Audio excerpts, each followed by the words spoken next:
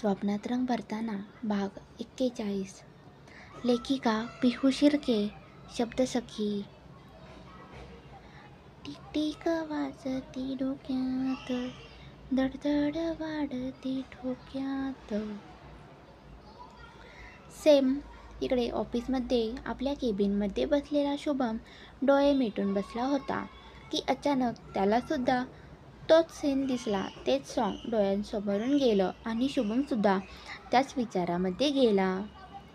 आता पुढे शुभमचं अंग अगदी शहारून आलं होतं. अंगावरचे केस अगदी ताठ उभे झाले होते. अशी फिलिंग तर शुभमला दिव्यासोबत सुद्धा कधी आली नव्हती. हे काय होत आहे मला, असं मला आधी कधीच नाही झालं. दिव्यासोबत असताना सुद्धा नाही. मी दिव्याच्या किती जवळ असायचो तरी मला कधी अशी फिलिंग आली नाही. रुहीच्या प्रेमात पडलोय का मी? मग हे मला आधी का नाही समजलं? पण नाही, मी रुहीच्या प्रेमात पडू शकत नाही. हे मला असंच झालं असेल अचानक तो सीन डोळ्यांसमोर आला म्हणून. पण का माझ्या डोळ्यासमोर आज तो सीन उभा राहिला असेल? जेव्हा रुही माझ्याजवळ असायची तेव्हा खरंच खूप भारी वाटत होतं. मला असं वाटत आहे मी रुहीचा जरा जास्तच विचार करत आहे, त्याचमुळे मला असं झालं असेल. रुहीचा इतका विचार मी कधी करायला नाही पाहिजे. ती आता तिच्या घरी गेली आहे. तिचा आणि माझा मार्ग वेगळा झाला आहे. स्वतःला समजावत शुभम आपलं काम करायला लागला. पण आज त्याला कामात लक्ष लागतच नव्हतं, कारण त्याच्या डोळ्यासमोर वारंवार तोच सीन आणि रुही येत होते. शेवटी लॅपटॉप बंद करून शुभम ऑफिस बाहेर निघून गेला. शुभ्रा, ते बघ समीर सर आले. आज कसले हँडसम दिसत आहे ना. इकडे सरपोतदार इंडस्ट्रीजमध्ये साक्षी शुभ्राला चिडवत म्हणाली. शटअप साक्षी, काही पण बोलू नकोस. जर अभिदादाला मी सांगितलं ना तर तो तुझं काय करेल हा विचार कर. सांगू का मी अभिदादाला फोन करून? सांगते त्याला मी. इकडे तुझे साक्षी बघ कशी दुसऱ्यांवर लाईन मारत आहे ते. तुझ्यापेक्षा तर तिला आता समीर सर जास्त आवडायला लागले. शुभ्रा हातात मोबाईल घेत म्हणाली. काही काही शुभ्रा, तू तर लगेच सिरियस झाली. अगं मी तर अशीच गंमत करत होते तुझी. साक्षी शुभ्राच्या हातातला मोबाईल घेत म्हणाली. बोलता बोलता शुभ्राने समीरकडे बघितलं तर समीर एकदम ऐटीत आपल्या केबिनमध्ये जात होता. ऑफिसमधल्या सगळ्या मुली टक लावून समीरकडे बघत होत्या. त्यांना समीरकडे असं बघताना बघून शुभ्राला खूप राग येत होता. त्या मुलींना बघून शुभ्राच्या कपाळावर आठ्या जमा झाल्या होत्या. इतक्यात केबिनमध्ये जाता जाता समीरने शुभ्राकडे बघितलं तर तिच्या कपाळावरचं आठ्यांचं जाळं बघून समीरला किंचित हसू आलं, कारण शुभ्रा त्या पोरींकडे रागात बघत आहे हे त्याला समजलं होतं. शुभ्रा, तुला राग आला ना? बघ ना कशा बघत आहेत त्या मुली समीर सरांकडे. असं नाही बघायला पाहिजे ना त्यांनी. असं बघतात जसं काही कधी कोणता मुलगाच बघितला नाही. तुला असं वाटत असेल ना आता जाऊन त्यांना ओरडावं की सरांकडे असं बघायचं नाही, त्यांना बघण्याचा हक्क फक्त मला आहे. साक्षी मुद्दाम म्हणाली. हो ना, मला असं वाटतंय की एकेकीला जाऊन चांगलंच बघावं आणि सांगावं की सरांकडे कोणी बघायचं नाही. शुभ्रा तिच्या धुंदीत म्हणाली. नंतर आपण काय बोलून गेलो आहे हे कळताच शुभ्राने साक्षीकडे बघितलं तर साक्षी खाली बघून गालात हसत होती. जा बाबा साक्षी, मला नाही बोलायचं तुझ्यासोबत. असंच करते तू नेहमी, शुभ्रा गाल फुगवून म्हणाली. यावर मात्र साक्षी खळखळून हसली. रुही घर साफ करत असताना अचानक तिचा मोबाईल वाजला. रुहीने मोबाईल बघितला तर साक्षीचा कॉल होता. हॅलो बहिणी, कशी आहेस तू? कॅन्टीनमध्ये जाऊन शुभ्रा आणि साक्षीने रुहीला व्हिडिओ कॉल केला होता. अगं बाई, हा काय अवतार करून ठेवला आहेस? काय करत आहेस तू तिथे? साक्षी रुहीचा अवतार बघून म्हणाली. अगं साक्षी, घरात थोडीशी धूळ साचली होती, तर तेच साफ करत आहे मी, रुही साक्षीला म्हणाली. अगं बहिणी, मग आधीच बाबांना सांगायचं होतं ना.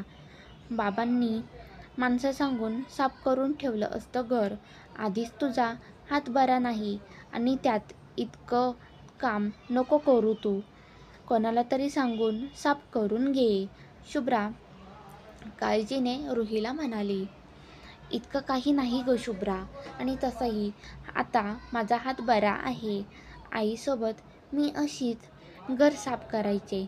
आज आईसोबत नाही, पण असं वाटत आहे की आईसुद्धा माझ्यासोबत घर साफ करत आहे. तुम्हाला माहिती, जेव्हा आम्ही घर साफ करत असायचो, बाबा मधी लुडबुड करायचे. मग आई आणि बाबांची टॉम अँड जेरीसारखी भांडणं, कंटाळा यायचाच नाही. पण आज ते दोघेही नाहीत. खूप आठवण येत आहे मला आज त्यांची. आई बाबा गेल्यापासून आज पहिल्यांदाच मी इथे एकटी राहते आहे. ते दोघे सोबत नाही म्हणून काय झालं, पण त्यांच्या आठवणी तर माझ्यासोबत आहेतच, रुही शुभ्रा आणि साक्षीला म्हणाली.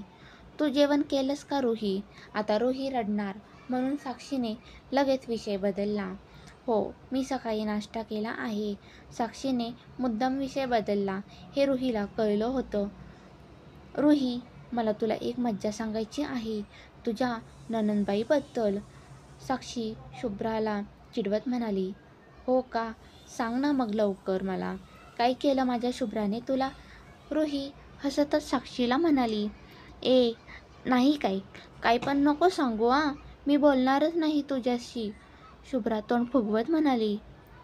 आता तर मला ऐकायचंच आहे. मला नाही सांगणार का तुम्ही? रुही बारीक तोंड करत दोघींना म्हणाली. अगं, शुभ्राला कोणीतरी आवडायला लागलं आहे, साक्षी हसत म्हणाली. अरे वा, खरंच का? कोण आहे तो? आपल्या ऑफिसमधला की सरपोतदार इंडस्ट्रीजमधला?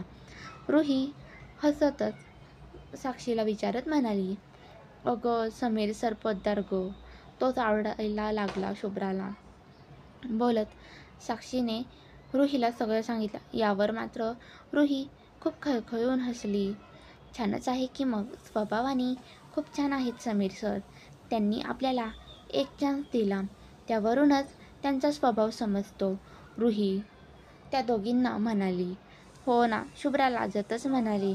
शुभ्राला बघून साक्षी आणि रुही खूपच हसल्या. थोडा वेळ बोलून रुहीने कॉल कट केला आणि आपलं काम आवरायला लागली. तुझ्यावर विश्वास ठेवून माझं काम झालं नाहीये. मला माझे पैसे रिटर्न दे. माझे पैसे भेटले नाही तर तुझी काय वाट लावेल याचा विचारसुद्धा तू करू शकत नाही. इकडे जहागीरदार इंडस्ट्रीजमध्ये रोहनच्या केबिनमध्ये बसलेल्या दिव्याकडे बघत रोहन ओरडत बोलत होता. मला थोडा वेळ दे, मी नक्कीच तुझं काम करून देईल. पण आधी तू मला त्या रुहीला शुभमच्या आयुष्यातून काढायला मदत कर. तू माझी वाट लावलीस, पण जर सगळ्यांनाच माहीत झालं की तू प्रेझेंटेशन चोरलं आहे तर तुझं काय होईल हा पण विचार कर, दिव्या रागातच म्हणाली. तू मला धमकी देत आहेस का? रोहन रागात म्हणाला. तुला जे समजायचं ते समज, दिव्या. ठीक आहे, रुहीला शुभमच्या आयुष्यातून काढायला मी तुला मदत करेल, पण माझं काम झालं पाहिजे, रोहन दिव्याला म्हणाला. शुभम माझा झाला तर तुझं काम नक्कीच झालं म्हणून समज, दिव्या हसतच रोहनला म्हणाली. क्रमशः शुभमच्या मनात उभी राहते रुहीची सावली. टिकटिक वाजते डोक्यात, दडदड वाढते डोक्यात. रुहीच्या आठवणीत हरवलेला शुभम, तर दुसरीकडे शुभ्रा आणि समीरच्या भावना रंग घेतायत आणि याच दरम्यान दिव्या आणि रोहनची धोकादायक डील. कोणाचं प्रेम खरं, कोणाचं प्रेम स्वार्थी, पहा आजचा भाग. भावनांच्या, प्रेमाच्या आणि सुडाच्या संगमात हरवणारी ही गोष्ट. स्टोरी आवडली असल्यास लाईक, शेअर आणि सबस्क्राईब करा. धन्यवाद.